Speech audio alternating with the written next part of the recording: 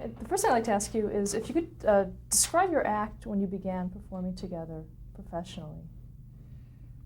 When we performed professionally together, it was a musical act with some comedic introductions. And we sang, we were starting to sing folk songs, and I'd introduce them, and then Dickie would eventually... say something after a couple of years. About a year or so, and then pretty soon it was he started interrupting, and pretty soon it was But actually it was a trio. See, it was a trio for the first year, and it didn't make itself for interaction for three guys. Tommy, Bobby, and I just sort of tuned, and Tommy made up stories about songs and got this laugh. So that was pretty basic. And then once the guy, Bobby, left the group, then it was just more natural for me to start interacting with Tom. When you started out, was it already considered a comedy team, or? No, we'd start off musically. We were going to be musicians. I mean, we were singing. The singing was the most important thing. And my introductions were kind of incidental and interesting to keep the act. Oh, they got laughs from right away. We got laughs, but we thought our songs were more important than what I was saying. Oh, without the music, there couldn't have been any act. There was no. It wouldn't have been a comedy act. Nobody had the experience or the knowledge how to stand up and do 15 minutes of funny stuff. No, the music was absolutely essential. But folk music lent itself to all sorts of fabrications and distortions and exaggerations and things. You know, like John Henry and all these great epic history lessons that you did to music, and Tommy would just convolute them and screw them up. And then Dick said one time, after about the fourth week performing, 3 or 4 weeks into the performing, I did an introduction was different every show. So we'd do 4 songs, and I would introduce them different every night. And we do 3 or 4 shows a night. And pretty soon they weren't as funny. They were I ran out of ideas. And Dickie said to me, one night he said, "Why don't you repeat one of those other ones that you made up?" Those things that got laughs. Once you repeat something, it got a laugh. And I said, "Oh, but they'd know." I thought that you were allowed to sing a song over and over again verbatim, but to talk, to repeat yourself was kind of like lying. It didn't seem right, so I repeated something and it got a laugh, and they didn't seem to know that I'd said it once before. God, I fooled them. I fooled them, and then I did it again, and pretty soon the improvisational things started getting tighter and tighter. I threw out the stuff that didn't work, put in the stuff that did work, and I thought that was a great revelation to be able to say these things, because I always believed that when you talked, it was the first time you'd said it. That was the basis of the truth. And we had no idea what the term improv meant, improvisation. Mm-hmm. And later on, we found out that's what we were doing. When I talked to Nichols and May, God, they're great. And they Nichols and May. They did the same thing. You added something to a story, and if it got a laugh, you kept it in. And then the next time you did it, that was part of it, and the new stuff that worked, you just started building up layers and layers. And sometimes that way, it's very painful. It could take months and months to get a really mature piece of material. But that's what we did. And it was sort of funny. Like, we did it the first time I really put in contributed something that was really funny was the Foxes. We did the Foxes, the famous folk song, the Fox went out and chased one night. Fox goes out to get the ducks and geese. And one time I just quacked. Quack, quack, quack. And the audience fell down. I said, "That's great. Put it in next show." Do it again. So I did it, and there wasn't any laughs. And I said, "Oh, maybe you do it." So Tommy did it. And that became the basis of really sort of set up a relationship that we used throughout our career. And it became the first piece of material we did on national television, which was the Jack Parr Show in January of 1961. And that was the piece we did, and it was our first national exposure. And we just killed with it. Yeah. No one had ever seen anybody be this stupid. Yeah. There was a guy that I thought was very interesting. He came to Tom after a show at the Purple Onion, very, very early, we'd been in show business probably less than a month, and he said, "Son, there are other things in life to do. You don't really have to be up there if you don't want to." I told him that. Did you? Yeah. And that's the thing. I saw Woody Allen when he worked with us at the Blue Angel. He looked like he'd rather be anywhere than on that stage. But see, when Tommy had that character, and then you add up this blurting out of things like quack, quack, quack, quack, it's just like the little kid did it, and then he's sort of embarrassed that he did it. So there was a wonderful balance there Mamas, women loved Tommy, and grandmas wanted to just, oh, they're there. That poor boy. Poor boy, he got all this empathy. And then he turns it around, and later on, then when we did Mom Liked You Best, that line, that even got him more sympathy. So they didn't know he was really working on that. So we got first time I said Mom Liked You Best, which was our probably only famous line. Yeah. Dick was doing a wonderful, he had about 6 put-downs in a row that he would do on me. You're not a man, you're stupid, you haven't done anything right in your life, this is the dumbest thing. You're too stupid to be a brother, you're not a brilliant. Just this little rhythm, and I always tell him, I says, when they start turning on you, then you're really doing a good job. And I get booed once in a while. It's just terrible. And so he finished up this litany, and he finished up, and you'll never amount to anything. Yeah. And I looked at him, I said, oh yeah, well, Mom always liked you best. And the people, it was like one more, the final stone, and they fell on the floor. And I still, to this day, there's the Abbott and Costello. Bud Abbott was a wonderful straight man who never got any sympathy whatsoever, and just beat up on Lou Costello all the time, and never had one endearing trait. And when Dickie's at his best, there's no endearing traits. The straight man is just absolutely, it's classic, but he's kind of Dick's a cross between Oliver Hardy, Bud Abbott, and a Dean Martin. Because sometimes he can turn to me and say, that's the dumbest thing. I thought it came out of Oliver Hardy's mouth. Other times he can be very, very stern, and it sounds like Bud Abbott. And then he can laugh a little bit like Dean Martin would do with Jerry Lewis. And so it was a really nice combination that he evolved into during our career. Yeah, and one of the things that's made us unique is I don't think we've ever had any conscious direction. We just naturally grew in this way without trying to copy anybody. And we're unique. That's all we are. Jack, did you tell the Jack Parr line? Jack Parr, the first time we've done it, he says, I don't know what you fellows have, but no one's going to steal it. And it's like you could be a great singer, but if the Kiss of Death would be said, boy, she's just as good as Barbra Streisand. Listen to her. But there's Barbra Streisand. There was the Kingston Trio, there's Harry Belafonte, there was the Smothers Brothers. Now, we weren't the only comedy team, but we're uniquely us. And whatever we stumbled upon, that relationship, and the Mom Like You Best things and all that. Family stuff. Yeah. Family stuff. But that's not enough to make you a hit. It has to be the genius of the comic and the relationship between the two. And somehow that just fit. And we just happen to have it, And the only thing that makes it good is that people want to see it. It's very subjective. Were there things that you tried that just failed? Oh, more than made it. By far, more than made it. You just block it out. David Carroll did all our albums. He lied about this. He said he was saving all the tape. He called it great moments in comedy. We were trying to do a new album, and all the stuff that didn't get laughs, he'd put on a reel. He said, I'm saving all this stuff that was just terrible. And that would have been a very big reel. Yeah. So when we were young like that, it was very easy to take risks because that's all we had. And we had to do 2 albums a year, comedy albums a year, and so we just barely get one out, and then we'd have to go to a live performance and learn the song, and then ad-lib, pretty much, improv, ad-lib and get the feeling from the audience. And we did that for 7-8 years, darn near. Every year. And we were backwards. Our albums were not the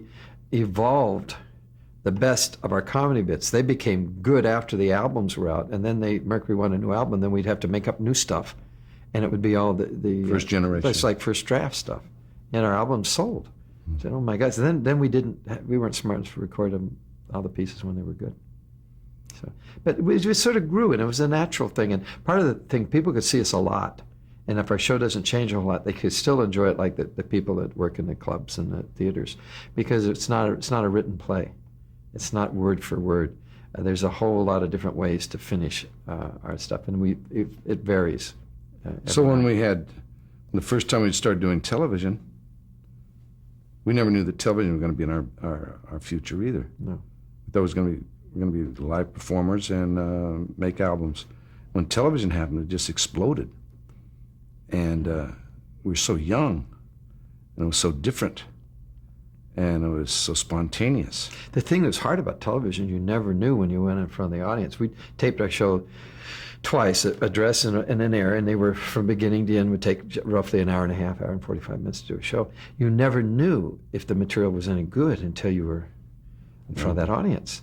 You know, you just didn't. Where the nightclub show, which we were used to, you honed it and honed it and honed it. It's like, you know, so we had to start relying on technique. We ended up doing about 13, was it 13 Jack Paar shows? Yeah, counting reruns. We probably did 6 in his last 6. Yeah, maybe 6 or 7 in the last, at the end of his career on the Tonight Show. And then we did, were guest spots on all the other, We did 35 national spots that first year. I counted once. And that was all our material, basically. Yeah. So we were pretty hot. And then they gave us a television show, which was Aaron Spelling, 1966. But we should mention that Steve Allen, yeah. Did you mention Steve Allen made us regulars?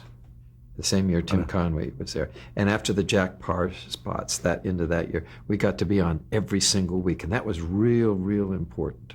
Of doing some sketches and some things like that. Yeah, Steve really liked us. And what kind of sketches did you do?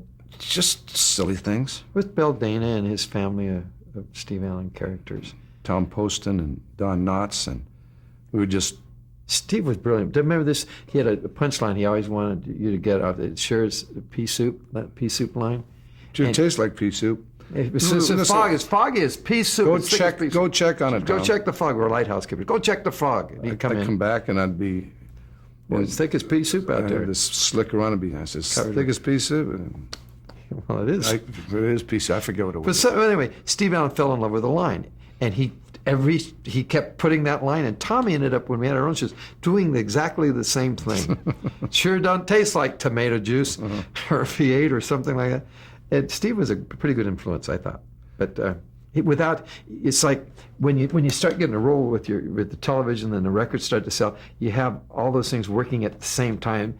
That's what really gives you that emphasis or that big push nationally. And that we had everything going. Live performance, records, and television. Same. The fact is, the other day I just looked at the Burke's Law that we did with our first dramatic thing, Aaron Spelling. 1966. What's it, 66? Yeah. And 65. we played a couple of recluses, and it was pretty darn good. And from that, Aaron Spelling exec produced our first sitcom for CBS. So what they did is we were supposed. Wait a second. Okay. So what was his name? Bringing up Danny, who told us don't ever do a show. Danny Thomas. Danny Thomas came to us when he knew we were going to have a sitcom. He said, "Guys, if you do a sitcom, be sure you do it. Be sure you got an audience, and it's a 3-camera live audience show." And I said, "Oh, man, we were with Aaron Spelling, and it was no audience. We took away the guitar. We've been in the business now 5 years. We weren't actors. They took away our music, our audience, our timing, our guitar, and we did it with one camera, like a little film. And we didn't have the skills for that. And when Danny told us that, he said, it's too late. Well. But, that was the beginning of what came to pass later on. That was important. We went into this sitcom, and we were our own bosses before our first television experience. Tommy fired the producer before we did the first sitcom. So we got this deal, and the name was Phil Sharp. Yes, you knew he was. And I looked at the script. It was written it was too many words for me, and it was dumb, and it was corny, and I said, oh, man. And so we had arguments, and then they brought in Freddie Cordova because we were kind of a hot property. They wanted to keep the series going. Freddie's classic. But Freddie should have known because he was he had produced Jack Benny show. I said, well, they underwrite for him only in hindsight. He did Burns and Allen. And he also did Benny? Yeah, and Jack Benny. And he did all the... and so it was still overwritten. Although he was a charming guy, we could get along with him. But it was like... Because of the one-camera show, Tommy would... each little scene, he'd always finish up with something funny. It would have to be cut out. But when you do a live show or the 3-camera show, the funny things are there, and the audience tells you. And it took away improvisation. With you doing one camera, you can't improv because you can't get those overlaps and stuff. So we died, and I fought it all the way. I'd go into the... We made some changes in where we talked to the audience. But I knew something. In hindsight, you could tell that was the beginning of that. I didn't want someone else being responsible for our career. I wanted to be responsible.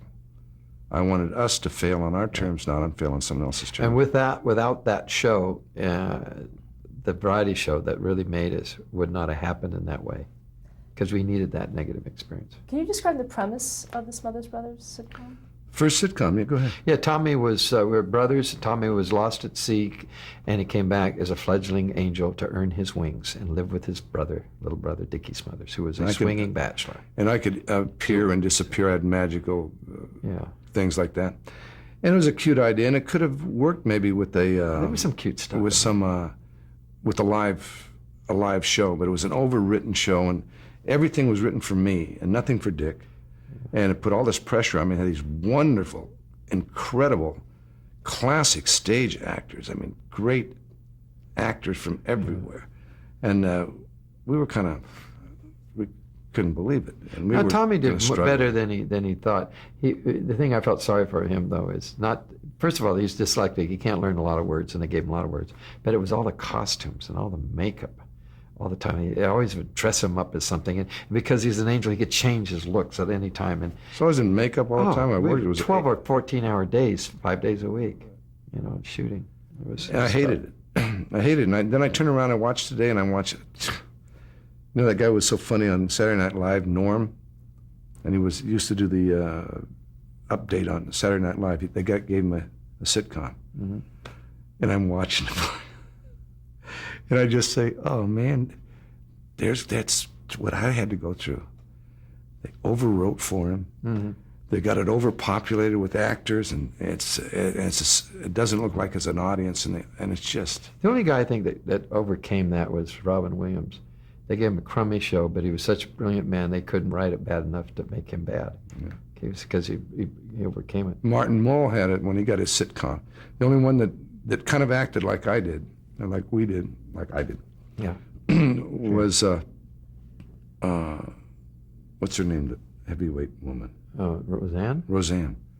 When she went from live performance thing, she went in her show, and she raised hell, just like Got a bad reputation by raising hell. Yeah, but she got to do the show she wanted, and it was a big success. And I see so many really good acts be taken out of their element, and all these wise people from television, and they populate it, and they committee agreements, and that's what happens to them. And I even saw... Well, Dennis Miller's first efforts were really not successful. Finally, he's strong enough to get a suit of clothes that fits him, and the show is a good show. So going into television, generally you have to overcome... You overcome a lot. But once you fail... by the way, our show wasn't a failure rating-wise, that first sitcom. We were against... Peyton Place, and they suffered, and then they put The Farmer's Daughter against us, which was a big show. It was a big show, and nailed us. We but beat them. We were really in there, but it was. I think the sponsor pulled us, and Red Skelton that year, Britta Culver, just wasn't happy with their sales and stuff. 32 weeks we were on. That's a lot of shows. That's like 2 seasons now. But when Gary Moore failed so badly against Bonanza the next year, Sunday night, that really left a huge gap in CBS's Sunday night lineup. And Gary Moore had a great career. And I felt so sorry for him. He was so sweet to us. Had us on his show, took us sailing and stuff, and the show just wasn't there. So it was a variety show. It was a variety slot. They wanted it following Ed Sullivan, and they said we'll give you 13 weeks, ironclad. And Tommy said, well, we want to have a show be relevant. We want to have it, relate to the times and stuff. And they said, sure, because they figured it was a suicide spot. I said I wanted creative control. Oh, you got it. They'll be gone in a minute. You got it. That was because of the experience with the sitcom, because I had no control. I didn't have anybody had no control who the writers were. If we brought in ideas, they dismissed them. Yeah. I brought in Pat Paulson. I said, he'd be a great character. And they said, oh, yeah, bring him in. They let him do a walkthrough. Yeah. And I couldn't contribute in a creative way. So when they offered us this mid-season replacement, part of the condition was I knew we were going to not make it. And so I want creative control for writers and stuff. And so they said, yeah. And but the whole point, it's just a classic example of how a negative is essential for the positive. Without that, you would not have been near as strong. No, the show would have been... we would have lost our momentum or anything at the start. Now, were you a producer? No. Or, He had no official With no role. So. official- Just the stars of the show. That's a pretty powerful okay, but position. as far as the creative control, that was internal. Yeah, Yes. that the Smothers But you had weren't it. listed as co-producer or exec producer or anything like that. No, they said the Smothers have creative control. We worked on that premise from the very beginning. And for the 3 years we had the show, we worked from that understanding. And I could hire and fire writers and directors and producers and change things. And we had the choice of our guests. The networks would suggest all their people. In the beginning, we were just, the beginning of the season, we just they put the package together. And I had, Mason Williams, was he on it from the beginning? Mm-hmm. Mason Williams was a writer that I brought in and said, yeah.